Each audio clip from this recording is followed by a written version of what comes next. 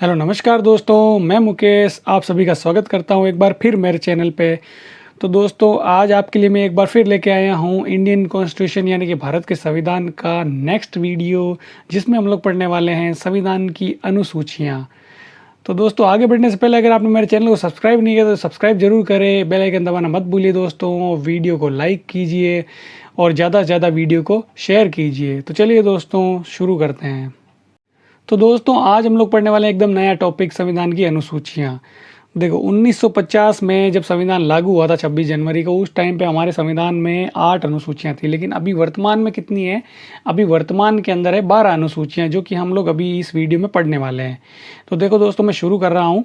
पहली अनुसूची, इसमें देखो क्या बताया गया है। इसमें यह बताया गया है कि भारत में कितने राज्य है और कितने संघ शासित प्रदेश है, उसकी पूरी डिटेल यहाँ पे लिखी गई है। ठीक है दोस्तों, तो यहाँ पे टोटल स्टेट और यूटी है ना, यूनियन टेरिटरीज, यानी कि अभी 28 राज्य है और 8 यूटी यानी कि केंद्र शासित प्रदेश है ना।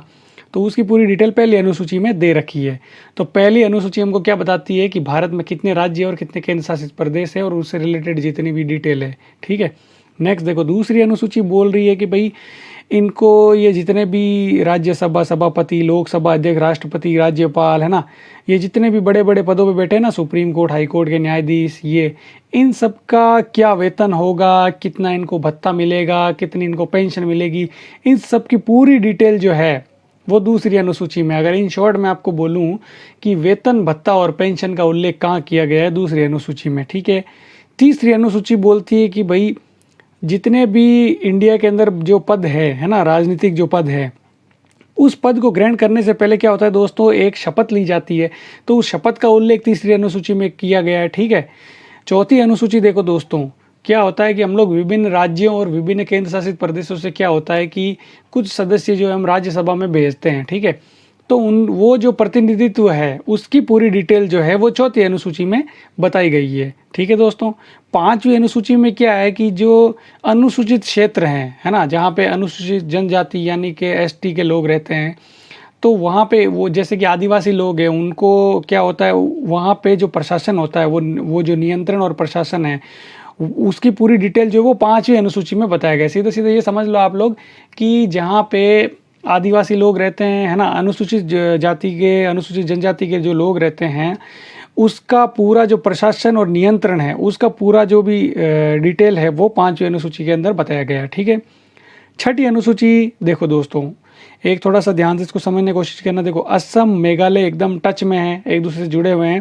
त्रिपुरा और मिजोरम भी एक दूसरे के टच में है। ठीक है दोस्तों, देखो तो ये चारों जो राज्य हैं, इसके जो जनजाति क्षेत्र हैं, इसके प्रशासन के बारे में यहाँ पे ये जो छठी अनुसूची इसमें बताया गया है। ठीक है दोस्तों, नेक्स्ट देखो सातवीं अनुसूची, देखो बहुत ही इंपॉर्टेंट अनुसूची है। ठीक है, सीधा सीधा इसमें तो सवाल आ ही जाता है, क्योंकि देखो यहाँ पे क्या है, शक्तियों का बंटवारा किया गया है। ठीक है दोस्तों, देखो पहली यहाँ पे क्या है कि शक्तियों का बंटवारा किया गया, 3 अनुसूचियाँ, इसके अंदर 3 सूचियाँ बनाई गई है। ठीक है दोस्तों, अनुसूचियाँ नहीं, सूचियाँ बनाई गई है यहाँ पे 3। देखो एक है संघ सूची। संघ सूची में क्या होता है दोस्तों, सिर्फ और सिर्फ केंद्र ही इस पे कानून बना सकती है। ठीक है, इसके अंदर कुल विषय कितने हैं? देखो जब अपना संविधान लागू हुआ था, ठीक है, यहाँ पे 50 है। ठीक है, उस टाइम पे यहाँ पे 97 यानी कि 97 टोटल विषय थे, और अभी वर्तमान में 100 विषय हैं। ठीक है दोस्तों, राज्य सूची को ध्यान से देखो, इसमें क्या होगा, सिर्फ राज्य कानून बनाएगा। ठीक है, 1950 में इसमें 66 विषय थे, 66 सब्जेक्ट थे, और अभी क्या है, इसमें से 5 कम कर दिए, उनको कहाँ जोड़ दिया गया? उनको जोड़ दिया गया समवर्ती सूची में। ठीक है, तो वर्तमान में इसमें कितने विषय हैं? 61 यानी कि 61 विषय।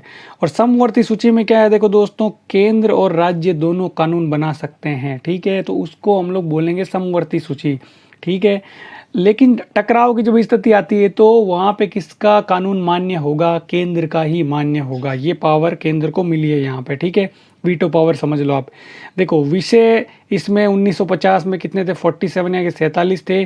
वर्तमान में मैंने आपको बताया था अभी कि 5 विषय यहाँ और जोड़ दिए गए राज्य सूची से हटा के, तो यहाँ पे अभी वर्तमान में 52 विषय है। ठीक है दोस्तों, 8वीं अनुसूची जो है उसमें अपनी लैंग्वेज, भाषा का उल्लेख है। ठीक है दोस्तों, 1950 के अंदर कितनी भाषाएं थी? 1950 यानी कि जब संविधान लागू हुआ था उस टाइम पे 14 भाषाएं थी, और वर्तमान में 22 भाषाएं हैं। ठीक है दोस्तों, देखो भाषाएं कब कब जोड़ी गई वो भी मैं बता देता हूँ आपको। एक 1967 यानी कि 21वां संविधान संशोधन में सिंधी भाषा सबसे पहले जोड़ी गई थी 1967 के अंदर, ठीक है। और 1992 के अंदर देखो 71वां संशोधन हुआ था, उसके अंदर 3 भाषाएं जोड़ी गई थी, वो थी कोंकणी, मणिपुरी और नेपाली, ठीक है दोस्तों।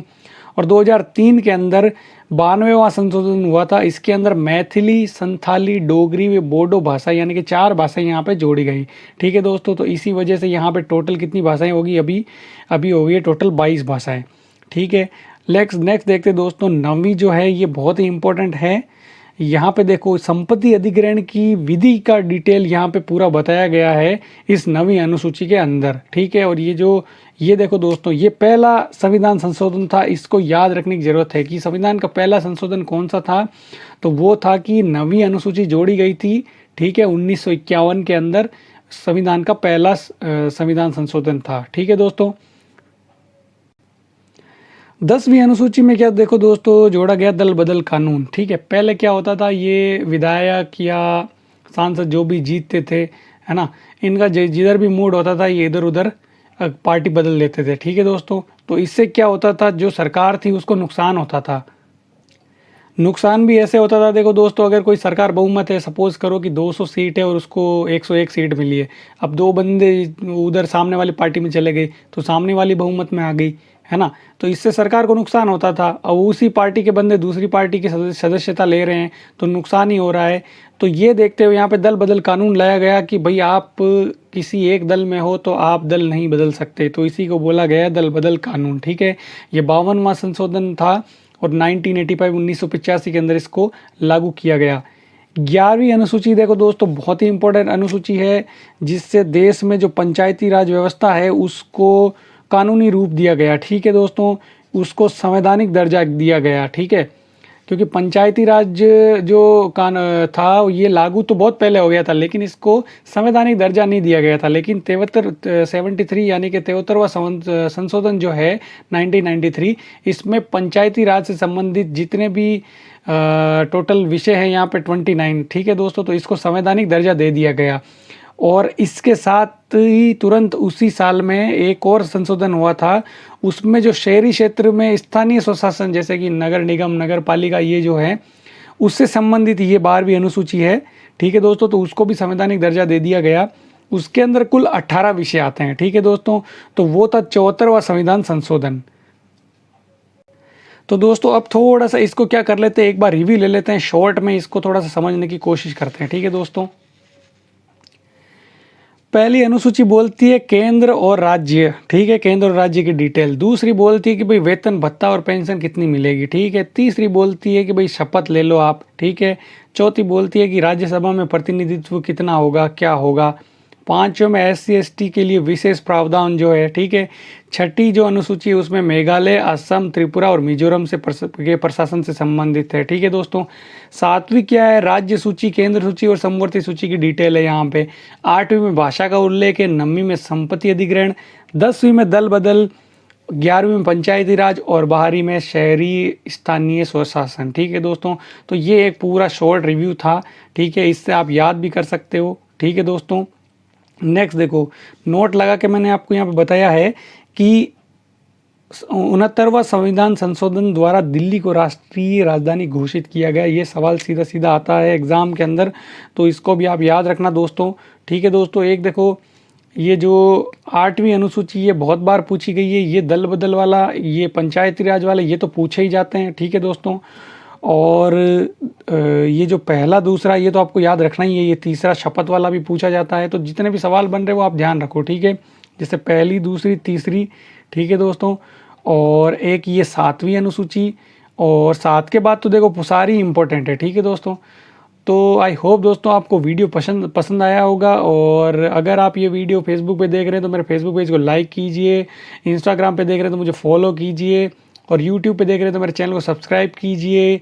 बेल आइकन दबाना मत भूलिए दोस्तों। वीडियो को लाइक कीजिए और ज़्यादा से ज़्यादा शेयर कीजिए। तो चलिए दोस्तों, मिलते हैं नेक्स्ट वीडियो में, तब तक के लिए बाय बाय। जय हिंद, जय भारत, वंदे मातरम।